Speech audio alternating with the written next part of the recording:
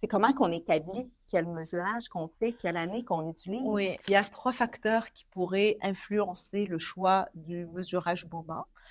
C'est-à-dire, d'abord, il faut savoir qu'il y a un enjeu un peu au niveau des brokers, c'est-à-dire qu'est-ce qui est déjà sur le marché. Mhm. Parce que des fois, c'est un peu ça la limite. C'est-à-dire que si toutes les suites de cette même envergure sont plus BOMA 80 ou un bâtiment similaire sont plus mesurage BOMA 87, ça va faire comme les gens, ils vont vouloir dire, mais tu vas pas me faire un BOMA 96.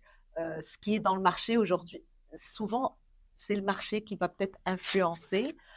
Deuxièmement, ça va être le choix du gestionnaire d'immeuble ou du financier du propriétaire de dire qu'est-ce qui est le plus avantageux pour moi, puis à quelle date il commence. S'il commence ça en 2001, c'est sûr qu'il a le choix de choisir entre BOMA 96 puis BOMA 87 ou si jamais il commence un peu plus tard. Tu sais, il y a toujours une façon Puis tu dis que ça marche un peu selon le marché. Donc, présentement, c'est quelle qui est tendance? C'est sûr qu'il y a toujours une base de 89 OK?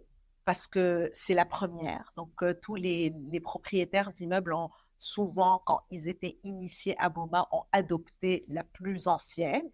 Mais après, ce qui se passe, c'est que BOMA 89 est tellement limitatif, c'est-à-dire elle ne tient pas compte du bâtiment en entier, mais plus elle fonctionne par étage, ce qui fait que ce n'est pas très avantageux pour le propriétaire.